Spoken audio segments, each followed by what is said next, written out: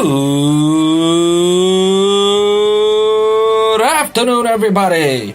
How are you today? And welcome to the latest edition of Drew Mania Live. So great to have you with us, folks, on this Monday, the 29th day of April, the year 2019. And can you believe it? April's almost over, and hello, May. But nevertheless, I'm yours truly, Andrew L. Perry.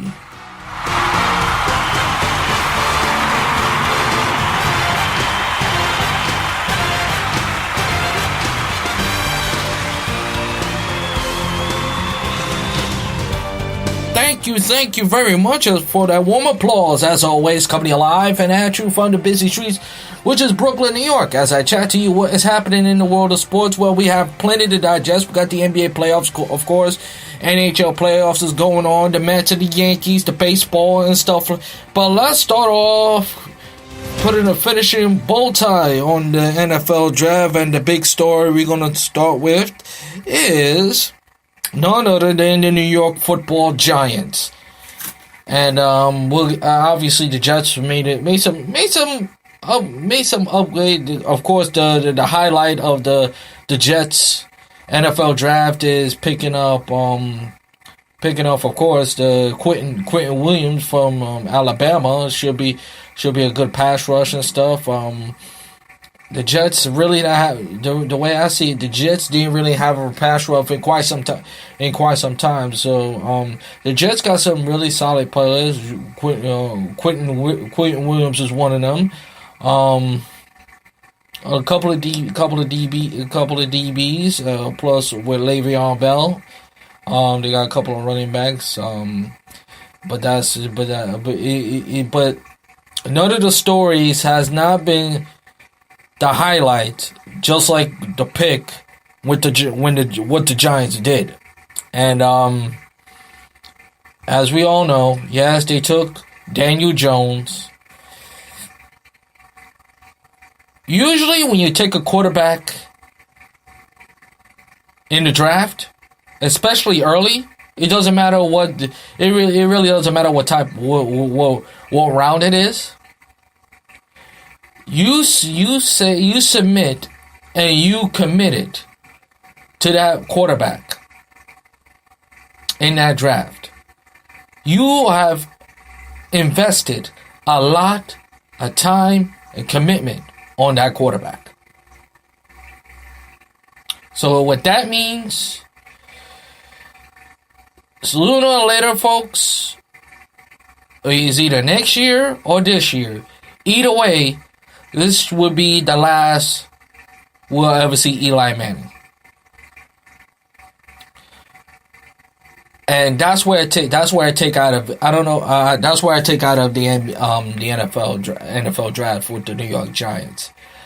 They have officially moved on to next year, because we could dip and dab and say all we want, that they don't need a quarterback. They don't need a quarterback right now. And it also shows you that they have no faith. They don't believe in Eli Manning no more. Eli Manning is no longer the franchise of the New York Football Giants, who has been the franchise for the past 15 years. One of the most classiest guys and smartest guys in the history of all quarterbacks. He's the only quarterback in New York to win 2 Super Bowls. No other quarterback has won more Super Bowl in New York City, which, in my opinion, one of the most toughest place to play as far as being a quarterback, than Eli Manning. Say what you want, that he's not consistent, he throw too many picks and stuff like that. The bottom line is he's been the gold standard for the New York Football Giants for a long time. And what the Giants basically said that Thursday, that we have moved on. And we're going to rely. And listen, he's not going to play this year. He's not going to play. Daniel Jones, he's not going to play this year. We know that.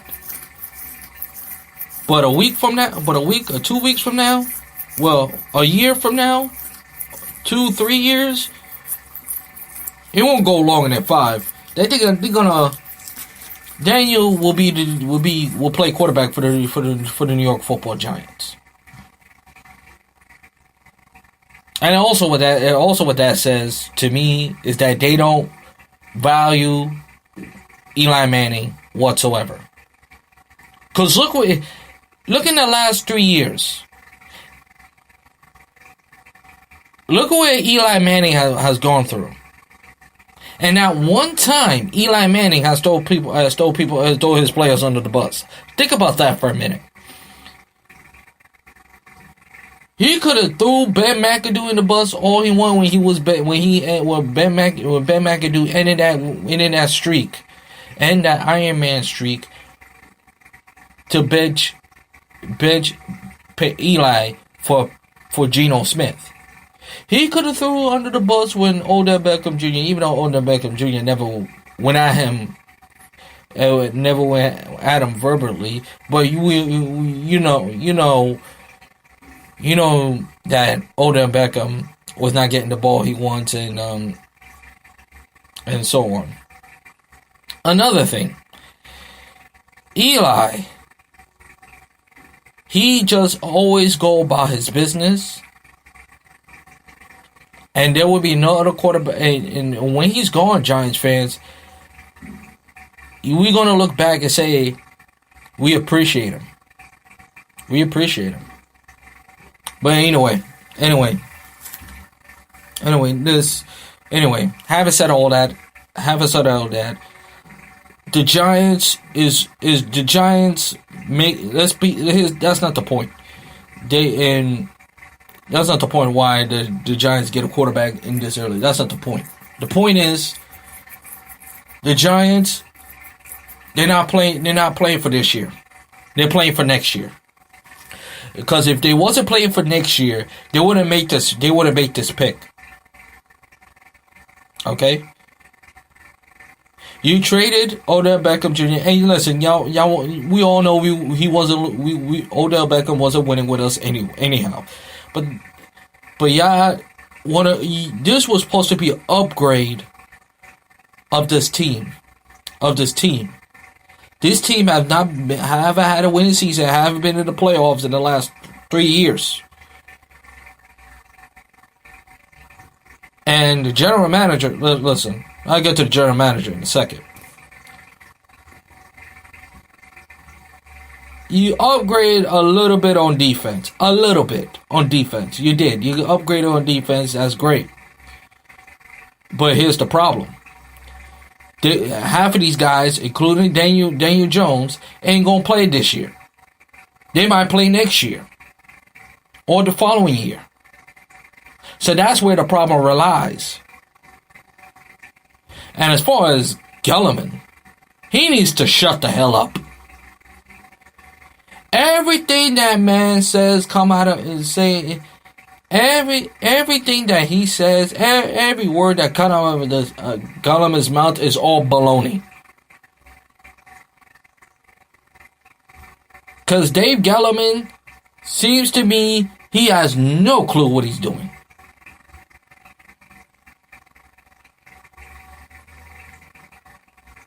The Giants are starting to draft like the New York Jets for the last couple of years. This, without question, would it work? Will Daniel Jones be good? We don't know, but that's, like I said, that's not the point.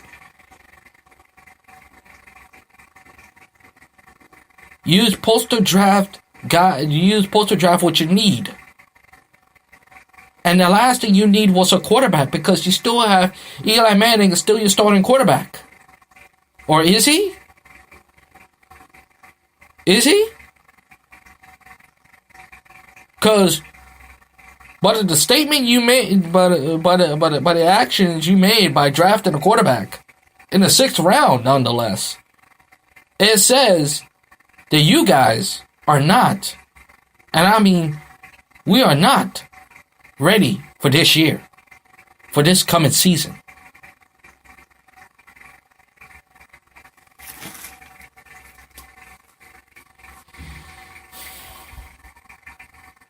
So, the way I see it is the Giants, they don't value Eli Manning. They don't. They really don't. Because Eli Manning deserves better than that.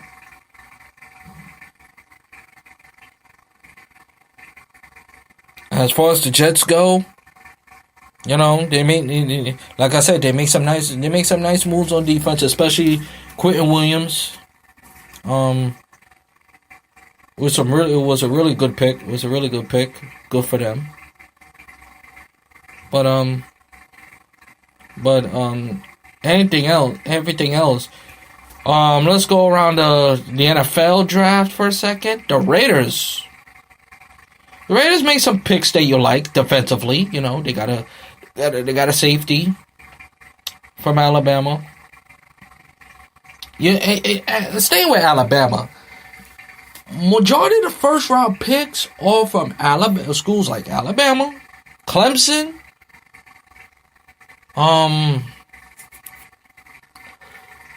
Ohio State, Michigan.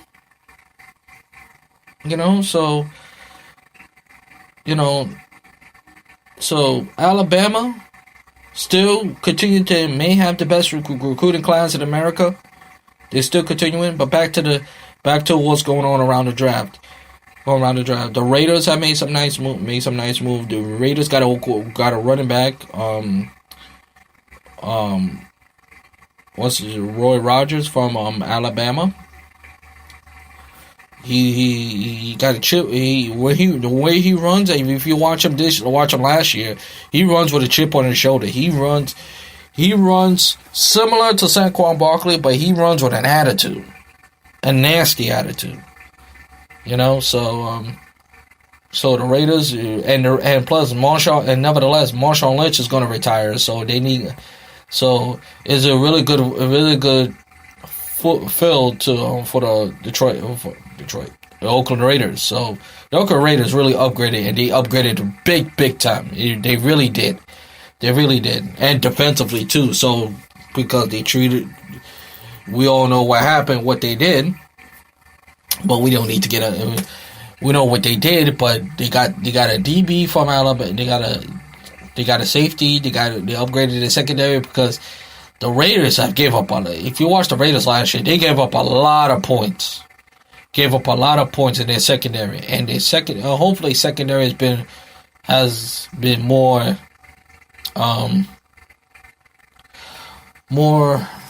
disciplined, because again the Raiders continue to lead the league in penalties. And when is that going to stop? I don't know.